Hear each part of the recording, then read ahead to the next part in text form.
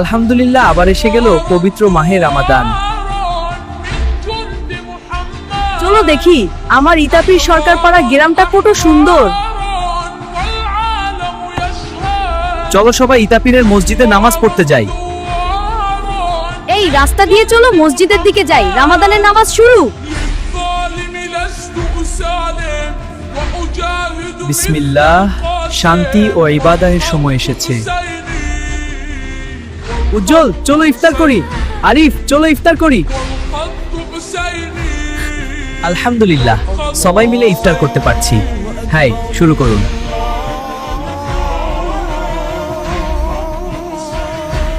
ইতাপিরের রাস্তা ঘুরে দেখো, সব জায়গা কত সুন্দর।